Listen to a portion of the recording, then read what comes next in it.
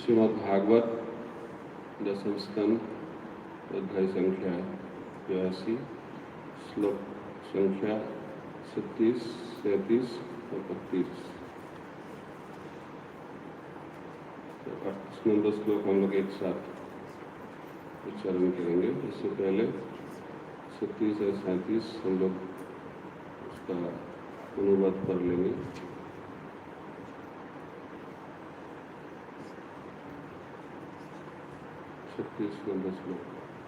रोहिणी देवकी चाथ परिसज्य ब्रजेश्वरीं स्मरन्त्यो तत्कृतां मैत्रीं बाष्पकण्ठो समुच्यते। प्रभु अनुवाद कर लीजिए। तात्पर्य भी है छोटा सा अनुवाद। तत्पश्चात रोहिणी तथा देवकी दोनों ने व्रज की रानी का आलिंगन किया और उन्होंने उनके प्रति जो सच्ची मित्रता प्रदर्शित की थी उसका स्मरण करते हुए अश्रु से रूंधे गले से इस प्रकार कहा। तात्पर्य श्रील विश्वनाथ चक्रवर्ती के अनुसार यहाँ पर श्री वसुदेव ने नंद को उग्रसेन तथा अन्य वरिष्ठ यदुओं से मिलाने के लिए बाहर बुलाया। इस बीच रोहिणी तथा देवकी यशोदा रानी से बातें करने लगी।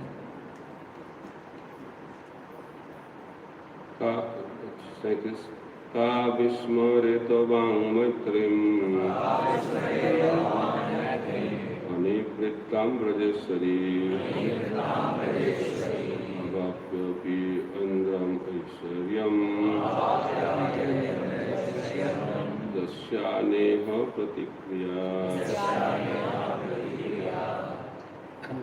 रोहिणी तथा देवकी ने कहा, हे व्रज की रानी, भला ऐसी कौन सी स्त्री होगी जो आप तथा नंद द्वारा हम लोगों के प्रति प्रदर्शित सतत मित्रता को भूल सके।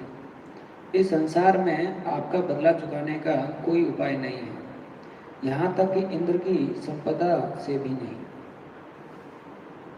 श्लोक संख्या 30 एक साथ हम लोग उच्चारण करेंगे।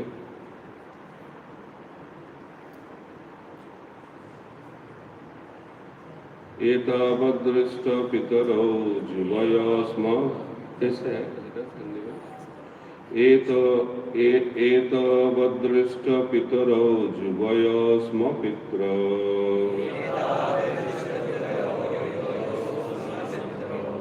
संप्रीणा हृदय पोषण पालनानि प्राप्य चतुर्भवति पक्ष्मो हजद्वत् अक्ष्ण नष्ट्या वकृत च भयो न शतां परस्य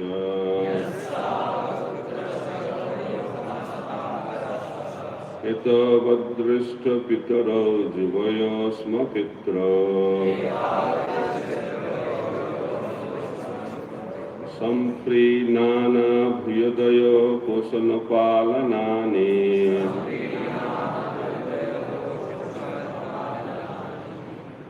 प्राप्य चतुर्भवति पक्ष्म हजवत् अक्ष्ण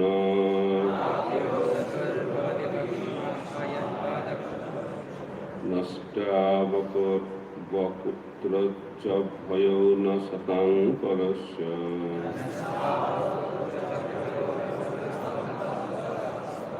एतावदृष्ट पितरौ जुवय स्म पितरौ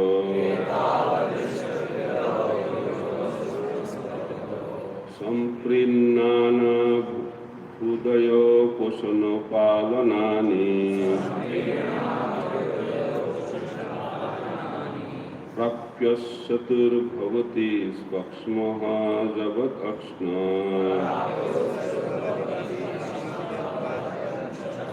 नष्ट्या वपुत्र च भयो न शतां परस्य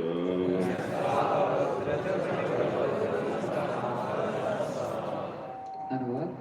इसके पूर्व के इन दोनों बालकों ने अपने असली माता पिता को देखा आप दोनों ने उनके संरक्षण का कार्य किया और उन्हें सभी तरह से स्नेहपूर्ण देखभाल, प्रशिक्षण, पोषण तथा सुरक्षा प्रदान की। हे उत्तम नारी, वे कभी भी डरे नहीं, क्योंकि आप उनकी वैसे ही रक्षा करती रहीं जिस तरह पलकें आंखों की रक्षा करती हैं। निसंदेह आप जैसी संत स्वभाव वाली नारियां कभी भी अपनों और परायों में कोई भेदभाव नहीं बरतती। तात्पर्य, जैसा कि शिला विश्वनाथ चक्रवर्ती व्याख्या करते हैं, कृष्ण तथा बलराम ने अपने माता पिता को दो कारणों से नहीं देखा था। एक तो ब्रज में उनका भेजे जाना और दूसरे यह कि वे वास्तव में जन्मे नहीं थे, अतएव उनके कोई माता पिता नहीं थे। शिला विश्वनाथ चक्रवर्ती इसका भी वर्णन करते हैं कि देवकी ने यह श्लोक कहने से पूर्व क्या सोचा होगा। हाय, चूंकि इतने समय से ये मेरे दोनों पुत्र तुम यशोदा को अपनी संरक्षिका तथा माता मानते आए हैं और तुम्हारे प्रेम पूर्ण व्यवहार के विशाल सागर में इतने निमग्न रहे हैं, और अब जब फिर तुम इनके सामने उपस्थित हो तो वे मेरे ओर निहार भी नहीं रहे हैं। यही नहीं, तुम अविवेकी तथा उनके प्रति प्रेमांध की तरह आचरण कर रही हो और मेरी अपेक्षा लाखों गुना मात्र स्नेह प्रदान कर रही हो। इसलिए तुम हम मित्रों को बिना पहचाने हमारी ओर ताक भर रही हो। इसलिए कुछ स्नेहिल शब्द कहने के बहाने मैं तुम्हें वास्तविकता पर वापस लाऊंगी। जब देवकी ने यशोदा को संबोधित करने पर भी कोई उत्तर नहीं पाया तो रोहिणी ने कहा, हे देवकी, इस समय इन्हें इस भाव समाधि से निकाल पाना असंभव है। हम अरण्य रोदन कर रही हैं।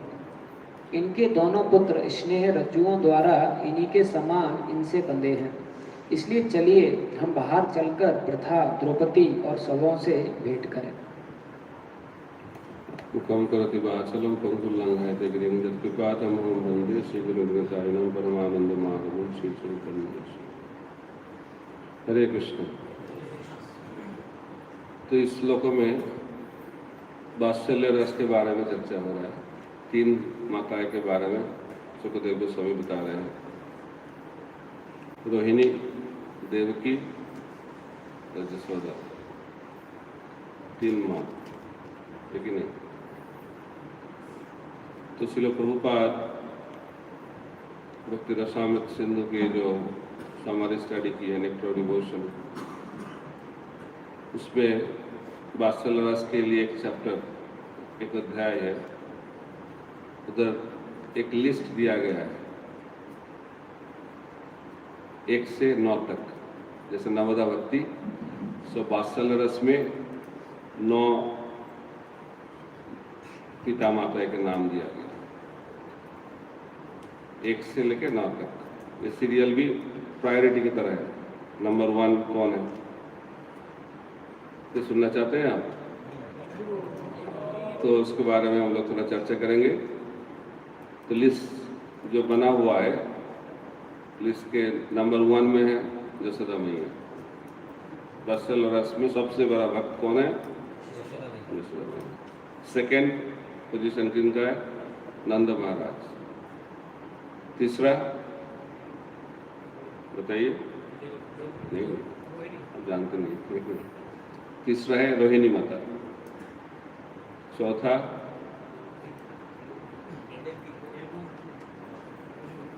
है बाकी सब जो माता है ब्रज के, जिसके बेटे को ब्रह्मा जी चोरी किए थे, सब माताएं कौन सा लिस्ट में है? लिस्ट के कौन सा नंबर में है? चौथा। ब्रज ऊपर रहेगा। 4 हो गया। 5 में कौन सा है? देव। तो वृंदावन से बाहर हो गए, तो पहला कौन है वृंदावन से बाहर में? सबसे बड़ा वात्सल्य रस में भक्त कौन है? देव। छठा,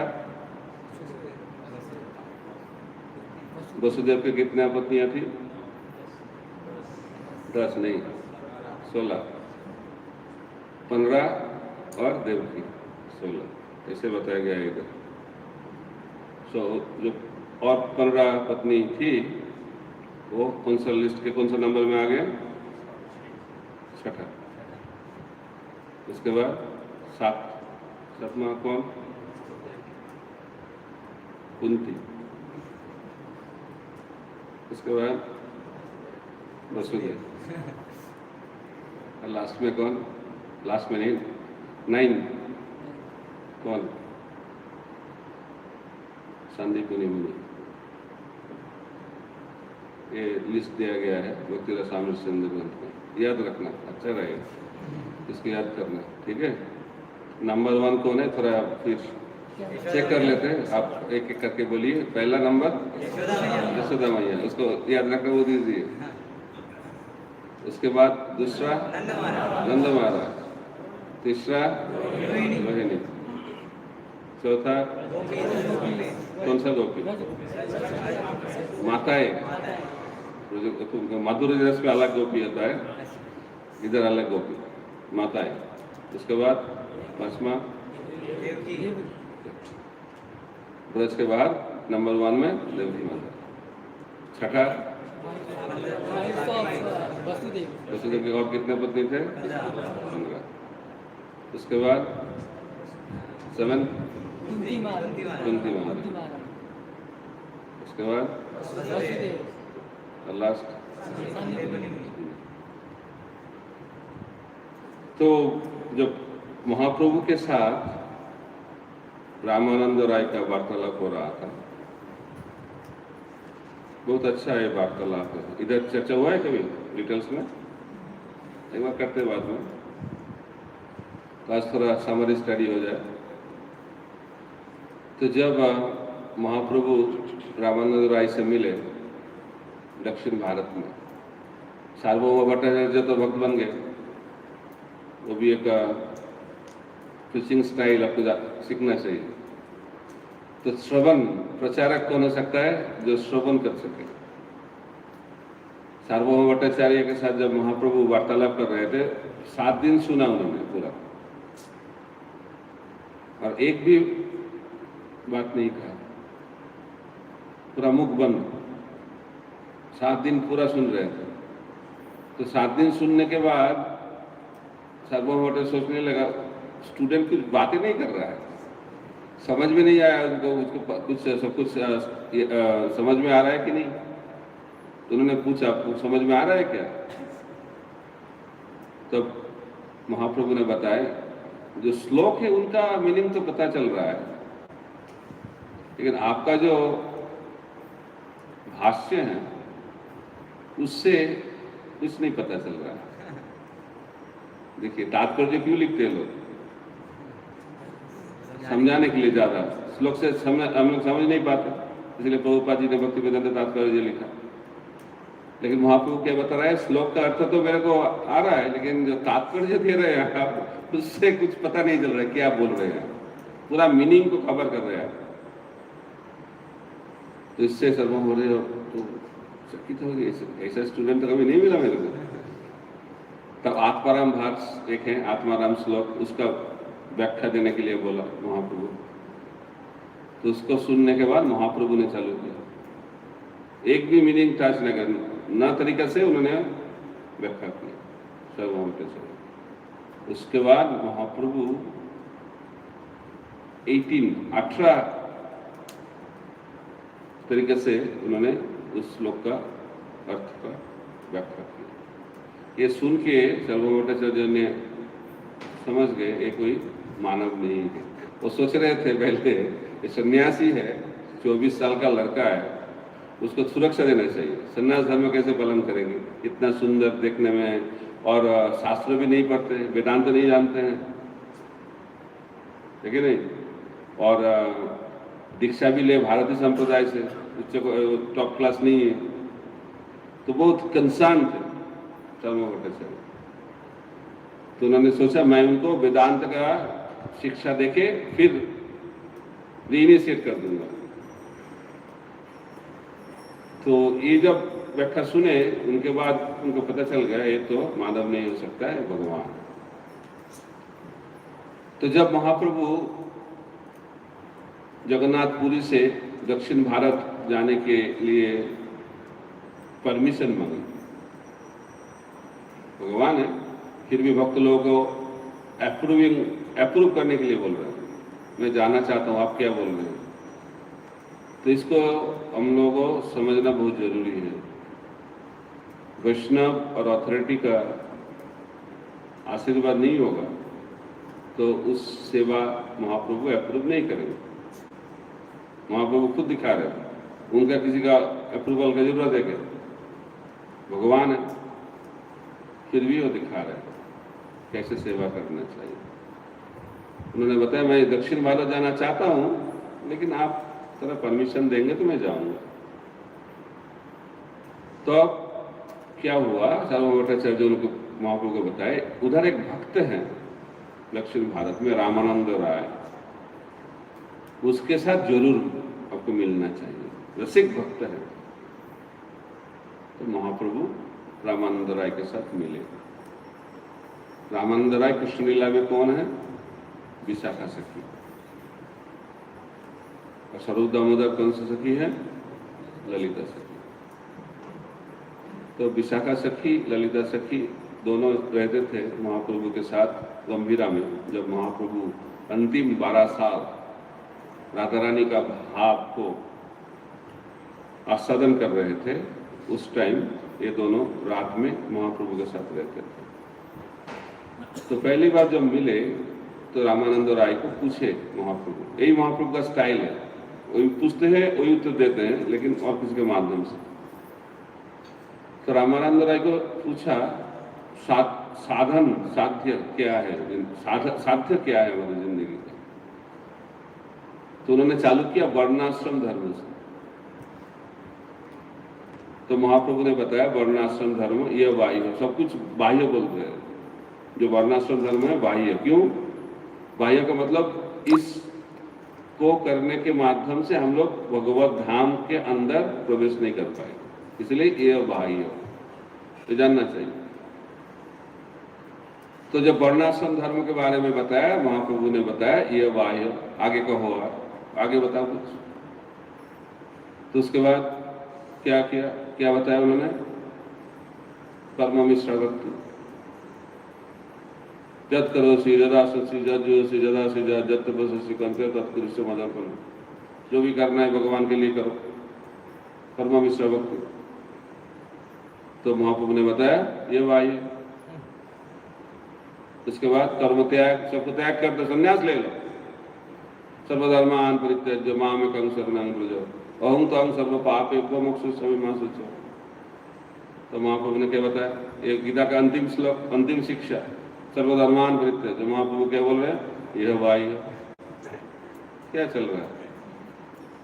क्योंकि इस करने से भगवत धाम नहीं हो सकता है। संन्यास लेने से कोई भगवत धाम नहीं जाएगा। इसलिए महाप्रभु बताते हैं संन्यास से की बात प्रयोजन, प्रेम प्रयोजन। संन्यास लेने से क्या होगा? प्रेम नहीं हुआ तो बार बार संन्यास लेने के जाना पड़ेगा इधर। जब प्रेम होगा तो भगवत धाम के अंदर हम प्रवेश कर पाएंगे। इसलिए महाप्रभु ने बताया यह वायु, आगे का होगा। तब उन्होंने क्या किया? ज्ञान मिश्र भक्ति, ज्ञान मिश्र भक्ति के बारे में बताया। ज्ञान मिश्र भक्ति कौन सा है गीता में, जानते हैं?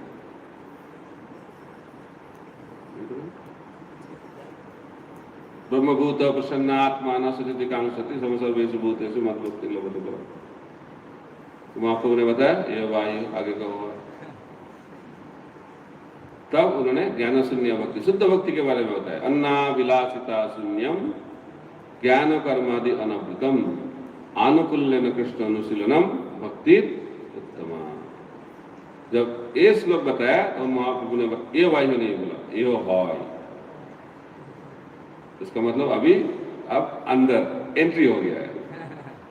इस श्लोक को हम लोग प्रैक्टिस करेंगे तो हम लोग भगवत धाम के अंदर प्रवेश कर पाएंगे। ये एंट्री पॉइंट है, ठीक है, गेट पास। भगवत धाम जाने का गेट पास क्या है? अन्नाभिलाषिता शून्यम ज्ञान कर्मादि अनवृतम अनुकूल्यन कृष्ण अनुशीलनम भक्तिरुत्तम। इस श्लोक को भी हम लोग विस्तार से हम लोगों को जानना चाहिए। हम लोग ब्रह्मचारी क्लास में एक बार किए थे ना, मैंने एक बार क्लास दिया था, हर शब्द को मैंने समझाने का कोशिश किया था। अब वो लोग भूल गए ना, फिर एक बार करना चाहिए, ये तो भूल जाते हैं हम लोग। कर्म क्या है, ज्ञान क्या है, वो भी पता नहीं लोगों को। कौन तरह के कर्म के बारे में बता रहे हैं इधर रूप गोस्वामी। ज्ञान क्या है, अनावृत का मतलब क्या है, शून्यम का मतलब क्या है, सब कुछ हम लोग को जानना चाहिए। लेकिन इसका एसेंस क्या है, इसमें कोई भौतिक मिश्रण नहीं होना चाहिए। इस भक्ति में दोनों मिश्रण होता है, एक भोग करने का इच्छा और एक मुक्त होने का इच्छा। जब भक्ति ये दोनों से मुक्त हो जाएंगे, ये दोनों भाव से, तब उस भक्ति को शुद्ध भक्ति कहलाएगा। शुद्ध भक्ति का मोटिवेशन क्या है, इंस्पिरेशन क्या है, भगवान को संतुष्ट करना। अनुकूल्येन कृष्ण अनुशीलन भक्ति। जब भक्त के हृदय में एक ही इच्छा रहेगा, कौन सा इच्छा, भगवान को संतुष्ट करने का इच्छा, और कुछ इच्छा नहीं है, उस भक्ति को कहते हैं शुद्ध भक्ति, उत्तमा भक्ति। तो महाप्रभु ने बोला यह है। तो शुद्ध भक्ति का 3 स्तर होता है, साधन भक्ति, भाव भक्ति, प्रेम भक्ति। भक्ति रसामृत सिंधु ग्रंथ में बताया गया। तीनों ही शुद्ध भक्ति। लोग सोचते हैं साधन भक्ति शुद्ध भक्ति नहीं, ये गलत, और एक गलत अंडरस्टैंडिंग। शुद्ध भक्ति का 3 लेवल होता है, साधन, भाव, प्रेम। लोग सोचते हैं प्रेम भक्ति शुद्ध भक्ति है, साधन भक्ति शुद्ध भक्ति नहीं, दोनों शुद्ध भक्ति है। लेकिन एक है ग्रीन मैंगो और एक है राइपेंड मैंगो, दोनों ही मैंगो है। आम का सीजन चल रहा है, कच्चा आम और पक्का आम, दोनों ही आम है। तो साधन भक्ति कच्चा आम है और प्रेम भक्ति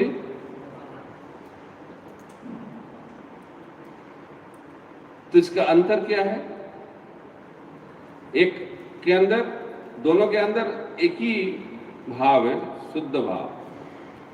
लेकिन जो साधक होते हैं उसके अंदर अनर्थ रहता है, और जिसके हृदय में प्रेम का प्रकाश हो गया उसके हृदय में कोई अनर्थ नहीं रहता। ये अंतर है। साधन भक्ति का लक्षण है शुद्ध भाव, प्रेम भक्ति का भी लक्षण है शुद्ध भाव। लेकिन साधक जो होते हैं उनके अंदर अनर्थ रहता है, लेकिन जो सिद्ध हो जाते हैं उसके हृदय में अनर्थ नहीं रहता। यही अंतर है और कुछ अंतर नहीं। तो प्रभुपाद जी बोलते दोनों ही शुद्ध भक्त। तो रामानंद राय ने बताया प्रेमा भक्ति सर्वसाध्य सार। हमारा जीवन का लक्ष्य क्या है, साधन भक्ति नहीं, हमारा जीवन का लक्ष्य क्या होना चाहिए, प्रेम भक्ति। प्रेमापुमार्थ महान। महाप्रभु का शिक्षा बहुत सरल है। आराध्य भगवान ब्रज तनय तद्धाम वृंदावन ब्रह्मा कचित उपासना ब्रज बुधु वर्ग न जकल्पि। श्रीमद् भागवतम प्रेमनमलम, श्रीमद् भागवतम प्रमाणमलम प्रेमापुमार्थ महान। श्री चैतन्य महाप्रभु मतविदम तत्रादर न पद। जीवन का लक्ष्य महाप्रभु बताते हैं प्रेम, पंचम पुरुषार्थ, धर्म अर्थ काम मोक्ष नहीं। जीवन का उद्देश्य क्या होना चाहिए, प्रेम। प्रेम क्या है, प्रेम क्या है। भक्त लोग पूछते थे प्रभुपाद जी कृष्ण प्रेम क्या है, पता नहीं चल रहा। तो प्रभुपाद जी ने बताया अभी जो आपको अट्रैक्शन हो रहा है ऑपोजिट से तरफ, ऐसा अट्रैक्शन जो भगवान के लिए होगा उसको कहते हैं प्रेम, कृष्ण प्रेम। तो भक्त लोग ने बोला बहुत क्लियर है, पता चल रहा है कि नहीं। जो भगवान के लिए आकर्षण होगा, स्पॉन्टेनियस अट्रैक्शन। अभी हमारे स्पॉन्टेनियस अट्रैक्शन है किसके तरफ, भगवान के तरफ। सेंस ऑब्जेक्ट्स के लिए हमारा अट्रैक्शन क्या है? स्पॉन्टेनियस। सेमिनार में जाना पड़ता है क्या? How to develop attraction for sense objects, seminar होता है? जरूरत नहीं है। क्यों? क्योंकि इसके लिए बहुत सारे सेमिनार हम लोग करके आए हैं। इसका साधन बहुत साल से, बहुत जिंदगी से कर रहे हैं, सिद्धि लाभ हो गया, सिद्धि प्राप्त हो गया, इसलिए कोई सेमिनार का जरूरत नहीं। इसलिए हम लोगों को भगवान के चरण में, भगवान के लिए जो वो आकर्षण का प्रकाश करने के लिए हम लोगों को साधन करना पड़ेगा। साधना भक्ति থেকে হয় রতি হৃদয়, রতি গাঢ় হইলে তারে प्रेम नाम होता है। चैतन्य चरितामृत में बताते हैं कैसे प्रेम प्राप्त कर पाएंगे। साधना भक्ति থেকে হয় রতি हृदय। रति क्या है? रति है भाव भक्ति। उसके बाद रति गाढ़ होइले, condensed form of rati is प्रेम।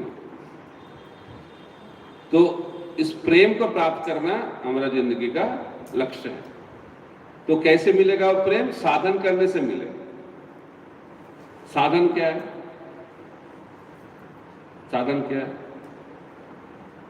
सनातन गोस्वामी बताते हैं साधन का बहुत सारे अंग हरि भक्ति विलास में, बहुत सारे अंग। लिखने के बाद उन्होंने सोचा इतना लिख दिया मैंने, कलियुग के जो जीव है उसको संभव नहीं है सब करना, पता चल गया। उसके बाद उनका छोटा भाई रूप गोस्वामी प्रैक्टिकल कुछ लिखा जो कर पाएंगे हम लोग। तो उन्होंने भक्ति का 64 अंग उसको लिखा कौन सा ग्रंथ में? भक्ति रसामृत सिंधु। वो लिखने के बाद भी रूप गोस्वामी सोचने लगे 64 अंग का मैंने बताया उसके बारे में, लेकिन लोगों को तो पता ही नहीं चलेगा 64 अंग। 64 माला जैसे नहीं होता है, 64 कम नहीं करेगा, 64 बहुत कठिन है। 64 माला जप करना संभव है? गोपति जब बोले 64 माला, बोलने से ही उनका दिमाग खराब हो। 64 माला वो देख के गोपति तुरंत उसको हाफ कर दिया 32। फिर 32 भी बहुत कठिन है। उसके बाद गोपति ने बोला मिनिमम 16, फिर उसके बाद मिनिमम शब्द उठा चला गया 16, मिनिमम आ गया मैक्सिमम। 17 राउंड करोगे तो एक अपराध हो जाएगा। 16 माला मिनिमम है, क्योंकि हमारे लिए असंभव है।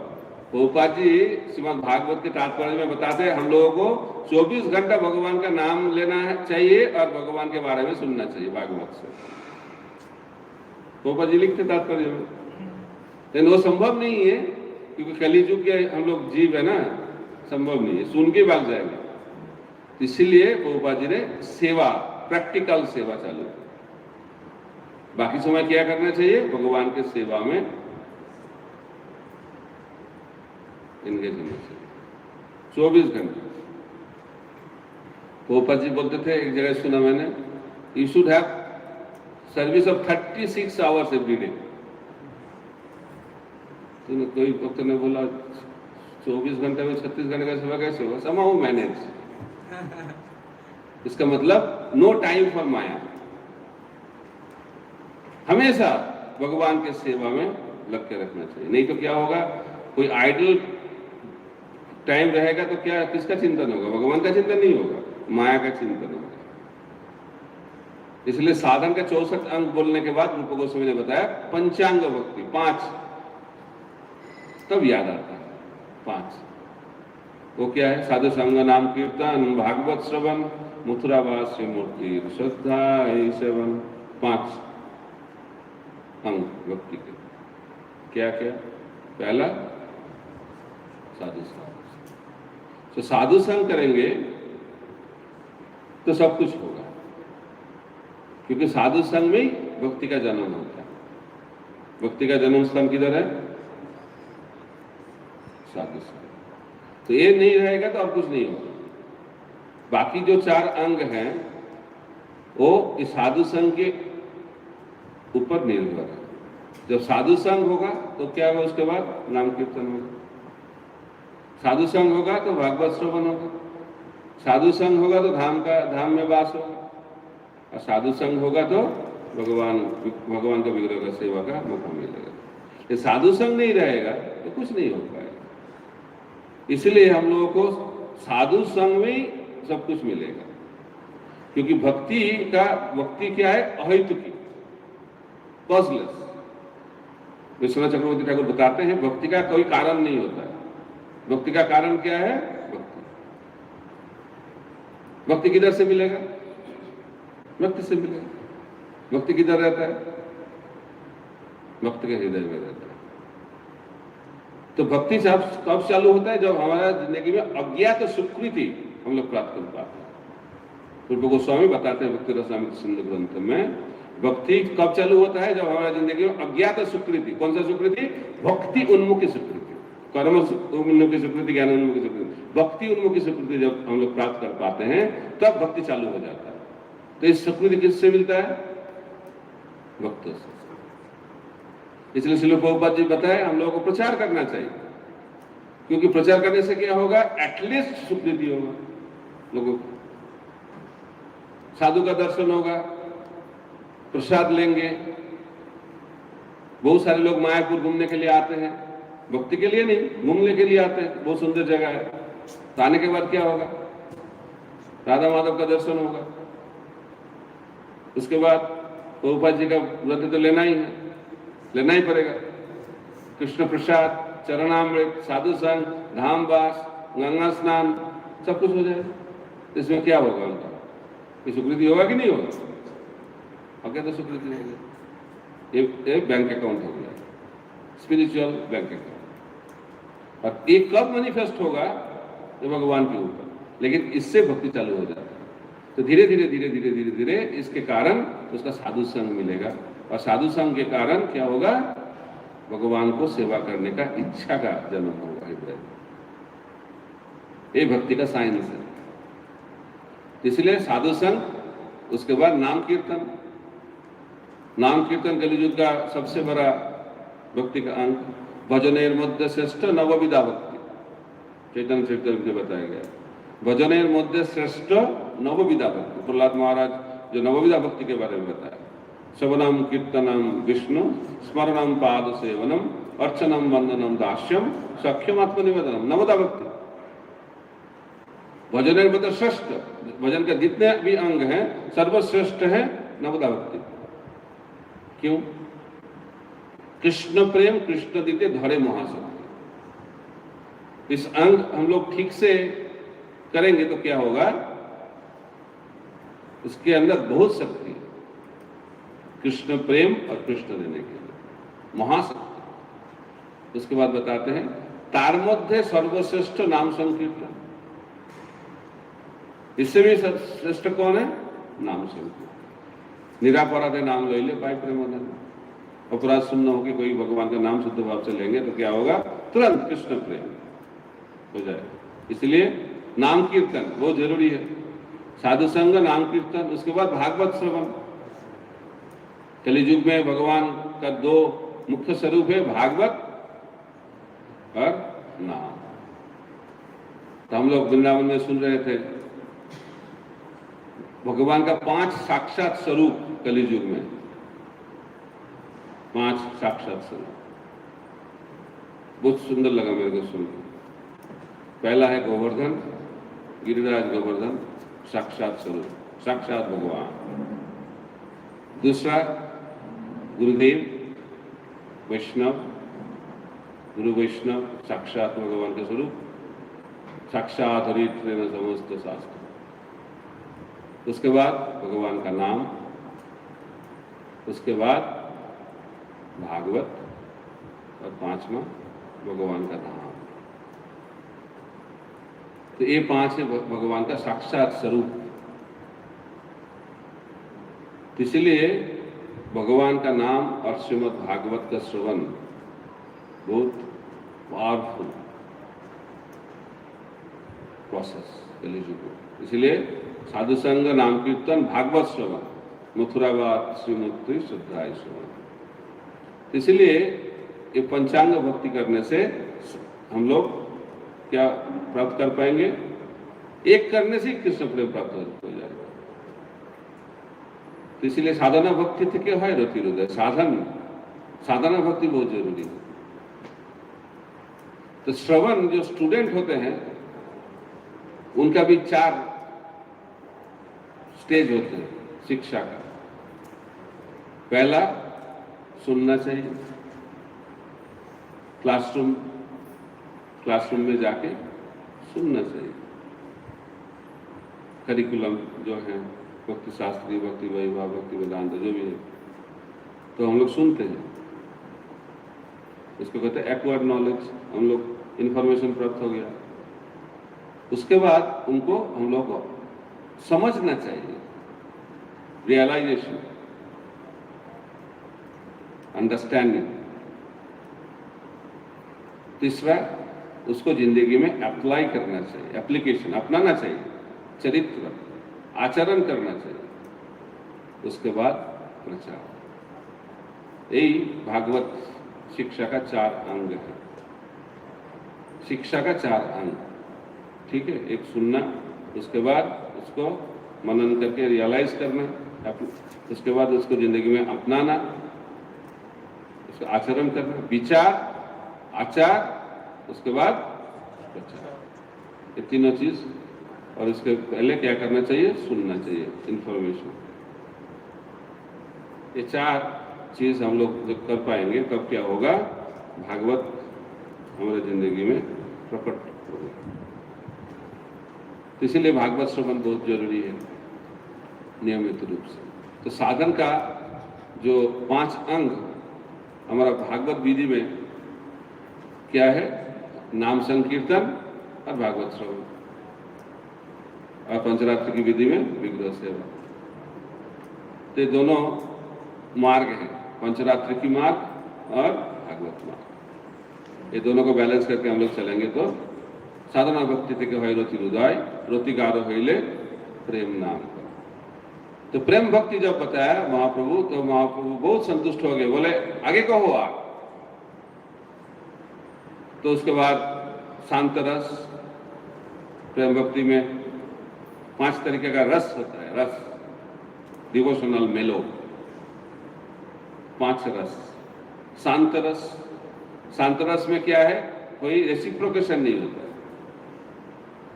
ममता नहीं है, सिर्फ सोचते भगवान इतने बड़े हैं, महान है, लेकिन कोई रिलेशनशिप नहीं है, संबंध नहीं है डायरेक्ट। उसके बाद महाप्रभु ने बताया आगे कहो और कुछ बोलो, तो उन्होंने सब बताया रामानंद राय दास्य भक्ति। दास्य भक्ति में ममता भाव आ जाता है। तो महाप्रभु ने बोला और कुछ बोलो, तब रामानंद राय ने बताया सख्य प्रेम। जब सख्य प्रेम के बारे में बताया तो हम महाप्रभु ने बोला यह उत्तम। अभी 3 बताया, पहला क्या था? यह बाह्य, उसके बाद यह हॉय, और अभी यह उत्तम। बहुत अच्छा है। क्यों ऐसे बताया? यह बाह्य क्यों बताया महाप्रभु? वो वैकुंठ बाहर रहेंगे, अंदर नहीं, एंट्री नहीं होगा। यह हॉय का मतलब एंट्री हो गया, और यह उत्तम का मतलब गोलोक वृंदावन में एंट्री हो गया। तो सख्य भाव आएगा तब गोलोक वृंदावन में एंट्री होगा। यह उत्तम भक्ति। उत्तम भक्ति में क्या होता है? समता। समता मतलब इक्वल। भगवान क्या बड़ा है, मैं और भगवान कृष्ण, भगवान के जो भगवान का जो ऐश्वर्य ज्ञान वो चला जाता है वृंदावन। इसलिए वृंदावन को क्या लगा है? माधुर्य धाम। माधुर्य धाम का मतलब भगवान के साथ भक्त का जो प्रेम है वो इसलिए नहीं भगवान कृष्ण भगवान है, कृष्ण बहुत 6 ऑपुलेंस उनका होता है, ये सब है, इसके ये माधुर्य भाव का लक्षण नहीं है। कृष्ण बहुत प्यारे हैं, बहुत सुंदर है, उनको प्यार ना करके रहना संभव नहीं। ये माधुर्य भाव, ये मेरा मित्र है, ये मेरा बेटा है, ये मेरा प्रेमिक है, ये भाव, इसको कहते हैं माधुर्य भाव। इस माधुर्य भाव में वृंदावन में भक्त लोग भगवान का सेवा करते हैं। तो सख्यों में सम का सब समान भाव, कृष्णा और कृष्ण का भक्त एक हो गया। पहले छोटा था, भक्त छोटा, और भगवान बहुत बड़ा। दासोस्मिन अहम ये सर्वन्, जीवे स्वरूप है कृष्ण नित्य दास, दास स्वभाव, ये बहुत जरूरी है। लेकिन उसको जब मैच्योरिटी आता है तो धीरे धीरे धीरे धीरे और भावों का प्रकाश होता है। तो वात्सल्य भाव में क्या हो जाता है? स्नेह। स्नेह का मतलब अभी भक्त बड़ा हो गया, तो अभी भक्त सोचेंगे मैं भगवान को कैसे प्रोटेक्शन दूंगा। हम लोग भगवान के पास क्यों जाते हैं? वो प्रोटेक्शन मांगने के लिए। और भगवान पिता माता के पास क्यों आते हैं? प्रोटेक्शन मांगने के लिए। तो जो पिता माता होते हैं, वात्सल्य रस में जो भक्त होते हैं, उनका क्या भाव? कृष्ण को कैसे सुरक्षा देना चाहिए, कैसे उनको पालन करना चाहिए, प्रोटेक्टर मेंटेनर बन जाते हैं भगवान के भक्त। वो जो भाव, उसको कहते हैं वात्सल्य भाव। और इस वात्सल्य भाव में दो तरीका होता है, ऐश्वर्य मिश्रित वात्सल्य भाव। जैसे देव वृंदावन को जो बाहर जो पिता माता गुरुजन रहे, वो उनके वात्सल्य भाव है, लेकिन उनका ये भी पता है कृष्ण भगवान। लेकिन वृंदावन में यशोदा मैया कभी नहीं सोचते कृष्ण भगवान। यशोदा मैया आज पढ़ रहा था, कुछ बहुत सुंदर लिखा है। यशोदा मैया बोलती है, पुतना को जो असुर लोग आए, क्यों कृष्ण को कुछ नहीं हुआ? क्योंकि मैं और नंद बाबा विष्णु के बहुत अच्छे से पूजा करते हैं, विष्णु भगवान ने उनको सुरक्षा दी, ऐसे बताते हैं। और बोलते हैं जो गिरिराज को कौन उठाए? यशोदा मैया बोलती है, ये तो नंद बाबा ने उठाया। जमाल अर्जुन जो वृक्ष, उनका कैसे वो नीचे गिर पड़े? आंधी है, आंधी के कारण। कभी वो सोचते नहीं कृष्ण ने सब कुछ किया, क्योंकि उस ऐश्वर्य, उस वात्सल्य भाव में कोई ऐश्वर्य भाव नहीं रहता। लेकिन वृंदावन के बाहर देवकी माता जानती है कृष्ण मेरा बेटा है, लेकिन पहले दिखा दिया ना, चतुर्भुज रूप तो दिखा दिया, मैं भगवान।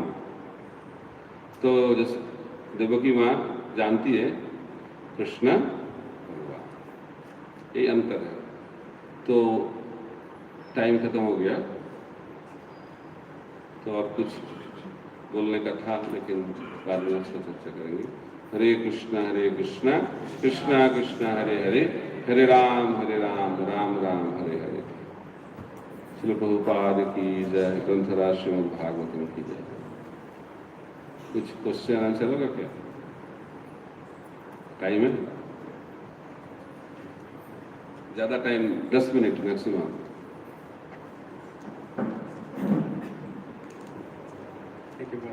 Beautiful class. महाराज, सर्वधर्मान परित्यज्य मामेकं शरणं व्रज और अन्याभिलाषिता शून्यम, ये दोनों में क्या एग्जैक्टली अंतर है? क्योंकि दोनों कैसे लगते हैं? क्या? सर्वधर्मान परित्यज्य मामेकं शरणं व्रज और अन्याभिलाषिता शून्यम। अन्याभिलाषिता शून्यम अंतर का भाव है, और सर्वधर्मान परित्यज्य का मतलब सब कर्मों को त्याग कर दिया आपने, तो बाहरी दृष्टि कोई कर्म नहीं हुआ, कर्म से संन्यास, इसको कहते हैं सर्वधर्मान परित्यज्य। वर्णाश्रम धर्मों को त्याग कर भगवान के शरण में आ जाए, तो ये कर्म संन्यास की स्थिति है। हाँ। तो ये शुद्ध भक्ति का हिस्सा नहीं है। शुद्ध भक्ति का अर्थ अन्नाभिलाषिता शून्य।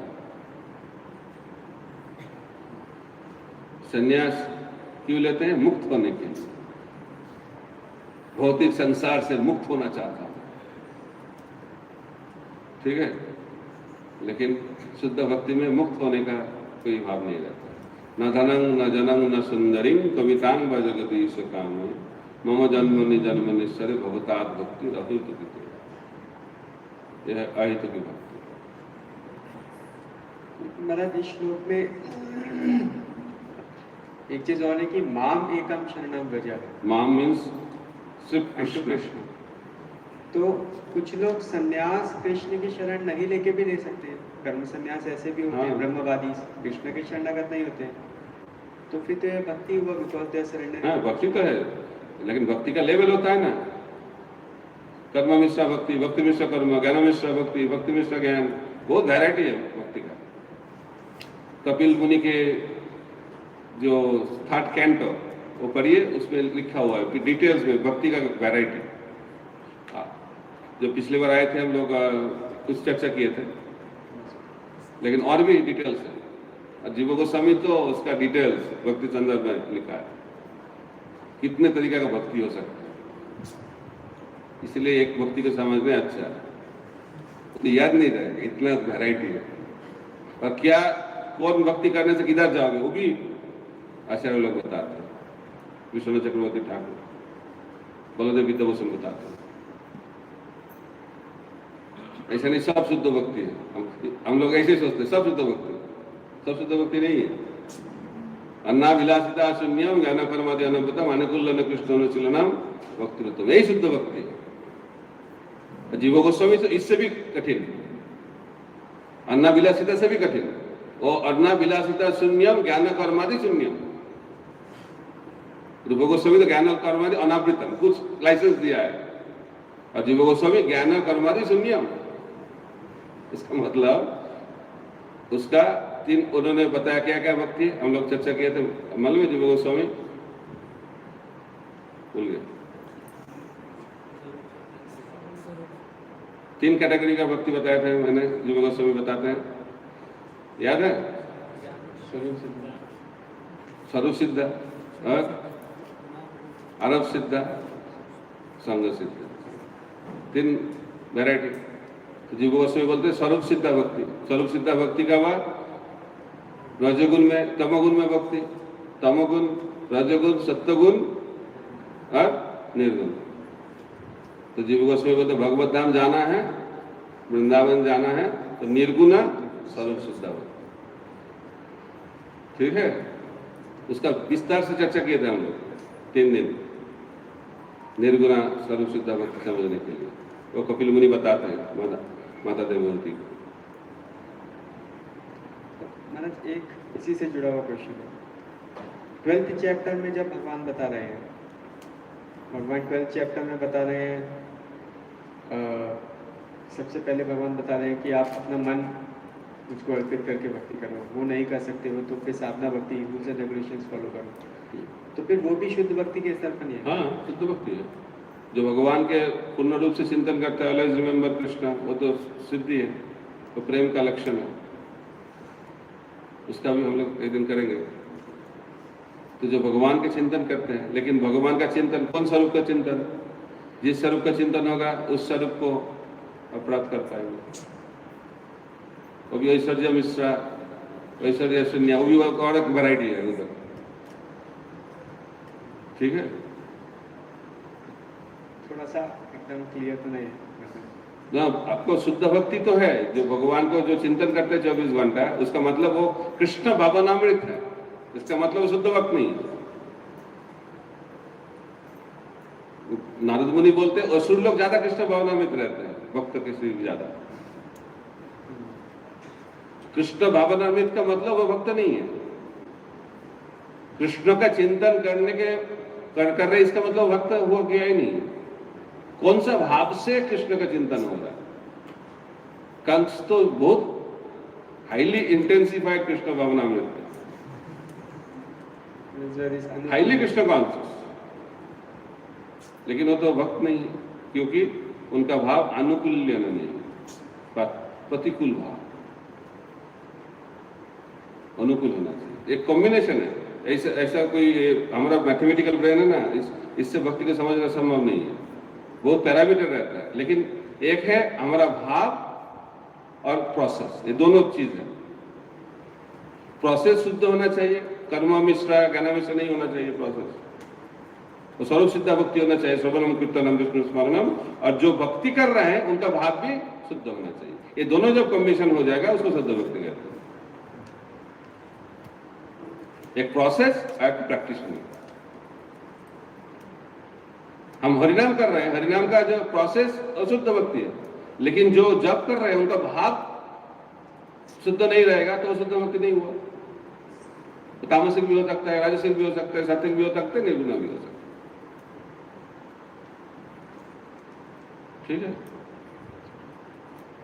एक इसी में महाराज लास्ट चीज है जो हम भागवतम में पढ़ते हैं, अहेतु की अप्रतिहता।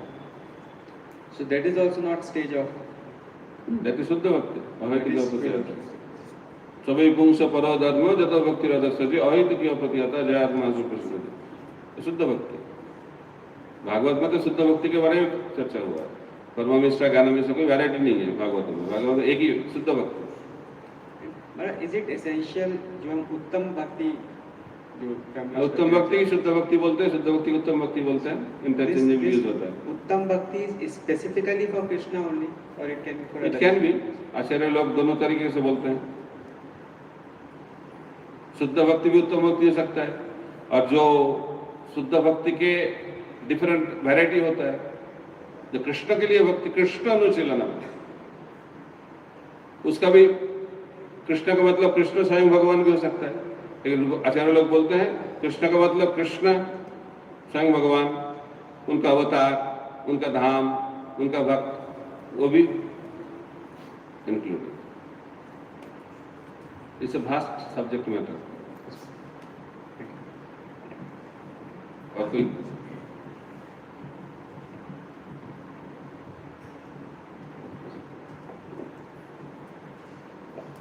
बहुत अच्छा, थैंक यू सो मच। हरे कृष्णा कृष्णा कृष्णा हरे हरे, हरे राम राम राम हरे हरे। ग्रंथराज श्रीमद् भागवतम की जय, श्री प्रभुपाद की जय, गौर प्रेमानंदे हरि हरि।